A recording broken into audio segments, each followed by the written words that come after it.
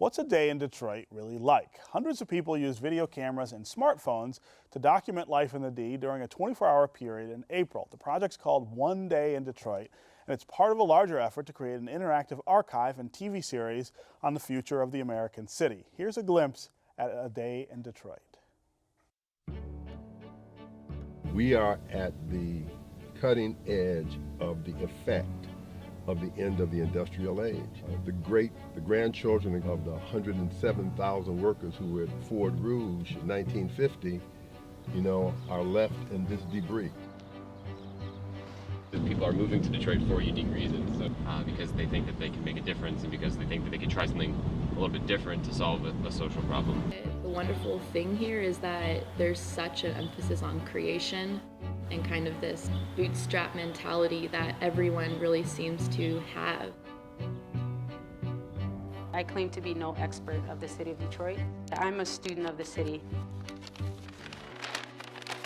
I don't think the city just needs their wounds to be bandaged. I mean, I can get criticized for looking at only maybe the brokenness or what's wrong with the city, people who are broken or hurting. You actually need to go deeper and go inside and find out the core of an issue. Knowing that all these plagues I'm depicting are able to be transformed into something that is redemptive, something that brings life, that brings wholeness, that brings goodness into the city. These are normal, everyday people that want to be a part of the change. When we started this, the grass was over my children's head. See, it's not just here. There are other neighborhoods that are sprouting up and they're finding ideas and they're trying them. You may not hear about it every day on the news, but if you go to the neighborhoods and you meet the people that are actually engaged on the ground level, you'll see that it's truly catching on.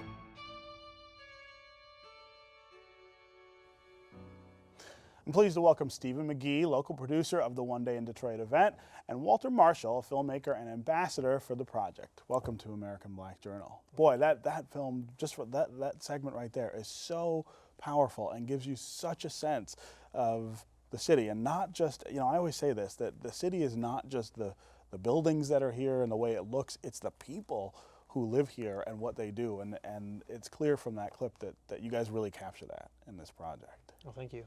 That was basically just, I woke up around 6 a.m. because of my baby. Yeah. So we got to see the sunrise. Yeah. And then we had a planned day, but the amazing thing was that was just my efforts. 24 hours with 360 people, we covered the city pretty well. Yeah, yeah. So tell me about where this idea come from. Well, there was a bootstrap group of filmmakers from New York and Los Angeles who wanted to film in every country around the world on the same day in 2010. So they put that together, and that's a lot of pre-production to get contacts in all those countries. Right. And so it came, they filmed on 10-10-10, and it went off without a hitch, which is amazing. Yeah. And then they had some momentum after that, and so 4 years later now they wanted to do it in American cities. So 11 cities were chosen, Detroit was one of them, and they asked me to be the local producer. Yeah, and I can imagine the answer to this, but why was Detroit one of the 11, do you think? It's interesting. I was thinking that why 11 cities, why not 12 or 10? Right. And so I think what I heard the story was they had 10 cities and they just kept on hearing about Detroit. Yeah. And that there was positive momentum here, even though the majority of what's said is the challenges, the very well documented challenges. Right. And so they came here in late last year to look at firsthand, and their experience, their first day was like, what is this city about? Yeah. The second day was, okay, I can kind of get it.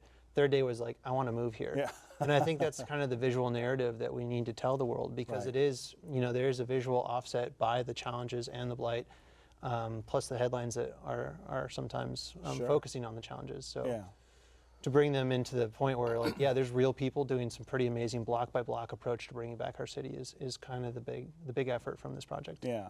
Well, and Walter, that gets right to your role here as ambassador. You take this stuff and show other people this is what this city is about. This is who this city is about. This is who lives here, right? Absolutely. Yeah. So tell me about how you guys would use this. Well, we focused on the Cody Rouge community, and the Cody Rouge community is fabulous, comeback story. A lot of great leaders who are devoted to that community, not leaving, bringing programs.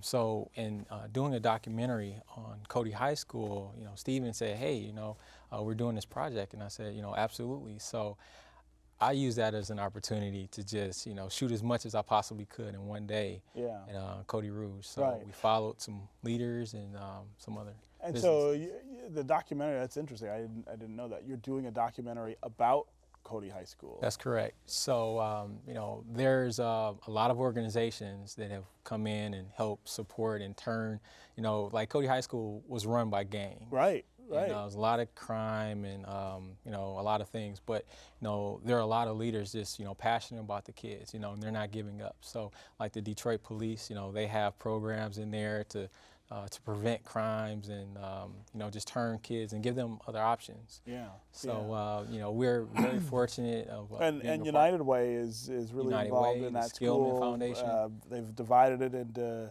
Three different smaller academies. The kids get more personalized attention. Absolutely. I remember going there several times the first year they did that, and I haven't been back recently, but I would imagine that it's a lot It's amazing. different. It's amazing. And so this is a documentary that you'll do what with? Well, we're telling the story of all these organizations coming in and investing in the community. Yeah.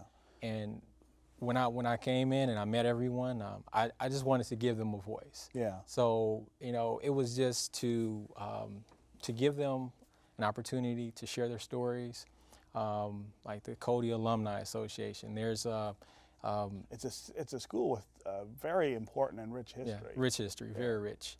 So just trying to capture the story and just trying to just show all the amazing things, and they've come so far. Michelle Parker, Jonathan Matthews, Kenyatta Campbell. Some of the principals. These leaders, and the community is just amazing. And, I interviewed one person, and they said that Cody Rouge is, it's coming back just like Detroit. And not getting as much attention as other places. Yeah. Right. So we're very fortunate to be a part of One Day in Detroit and just being able to shoot as much as we could in that one day to tell that story. Right. So how do you sew all this stuff together? All these different people take this footage. How do you make one presentation out of it? That's a good question. I mean, Walter represents about 40 filmmakers that were very well, they had great contacts already in communities. And I think one challenge for people telling the story of Detroit is the relationship aspect with your subjects. Yes. Because people don't have the budget to spend a year here or live here for 6 years like our ambassadors did and do. And so Walter had this existing project, and he got to further the project on April 26th. I see. And already have those contexts and storylines lined up.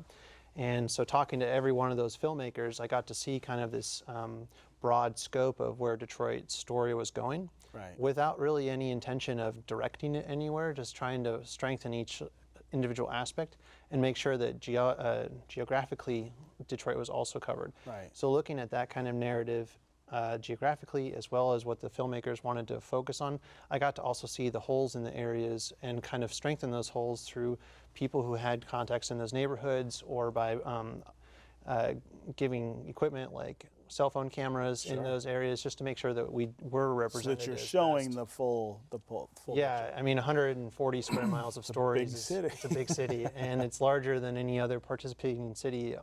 But we also had more participation than any other city. Is that right? When LA has access to 13 million people, New York City has Manhattan and the surrounding boroughs. Right. And so it's pretty amazing that the nation's focus is on the city of Detroit, but then also our own understanding of ourselves is changing, and our own understanding of what we're talking about, I think, isn't really hitting every single doorstep, but it will soon, hopefully, through this project. And so we're uploading our footage today, and until you get the full scope of what people have actually documented, it's hard to say how we're going to put it all together, but the end product will be a 3-part series on cities for National Public Broadcasting in the late part of this year, where we'll be able to incorporate all the footage from all 11 participating cities, which is kind of exciting to see Detroit next to New York and Los Angeles. The comparison. And comparison, and kind of be like, hey, New York is talking about us too. Right. Right. Was there anything that you've seen so far out of the footage that was shot that surprised you, something that you didn't really expect to see? I think that the interesting elements were just seeing where people were that day, because some people had planned agendas and some people just kind of let the day follow, let just it go, explore really. it. Yeah. And so one interesting element was I couldn't particularly get access to Bill Clinton and Mayor Duggan when he was in town. Okay. Because of Secret Service background checks. I asked them on Thursday. You know, that's pretty quick for a turnaround for a president. Yeah. And so some of the filmmakers that were going to be directly with President Clinton in Shinola that day were my filmmakers for the day. And so I just said, hey, are you going to be filming President Clinton? And they're like, yeah, we're behind the scenes with him every single minute. And so I've talked to Shinola, and they're willing to also participate in One Day in Detroit. And that kind of shows just the type of access we had to different areas. And we got to give I'm really excited to see this 8th grade student who's a filmmaker and a photographer named Naomi in the Southwest. We gave her a cell phone camera to do her own filming, and she went around and did her own story. And then we had a film crew follow her for a few just to be able to see her doing that. And so I think that kind of collective voice is going to be pretty strong. Yeah, yeah. I mean, you're a photographer and a filmmaker, you know, done incredible work about this city. If you had one thing you wanted to tell people, and then this is for both of you, we've got about 2 minutes left. If there was one thing you wanted people to know about this city that you think they don't know, that you see, what would it be? I think particularly with Detroit is a great example where you can see an empty building and you can either see its brokenness or you can see its potential. Sure. Coming in as an immigrant, as somebody looking for work, like so many people have come to Detroit, that was the reason why I came here in 2005. Yeah. I just saw hope everywhere. I saw the potential. And I think that's also with the human condition. You know, you can either see people's problems or you can see the hope in them. Yeah. And I think the strong elements here allow people who are seeing the potential in Detroit to not only just try and build a city, but build individuals. Yeah. And so looking at that block by block, honestly, 6 to 7 meetings a day, 40 emails, you know, sometimes at once, to see just is this actually happening? What's possible. What's possible has encouraged me to keep my family here. Yeah. What about you? Yeah, I think Stephen said it. It's hope. You know, I moved back to Detroit after film school in 2005, and you know, with One Day in Detroit, I just see the future of just being able to have a film industry here, where we can collaborate. You know, and if residents, you know, buy local when we produce films, you know, that will create a film, you know, economy here. So. Wow. Okay, that's great. I look forward to the finished product, and thanks for being here. Thank you very much. Yeah. That's our program for today. Thanks for watching. You can get more information about our guests at AmericanBlackJournal.org. And as always, you can connect with us on Facebook and on Twitter. We'll see you next time on American Black Journal.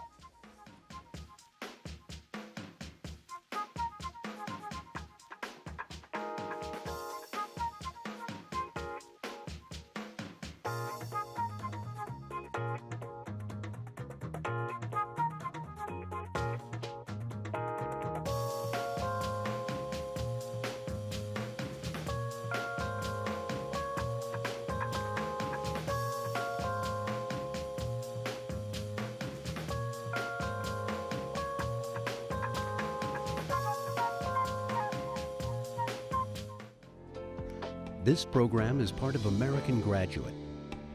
Let's make it happen. A public media initiative made possible by the Corporation for Public Broadcasting.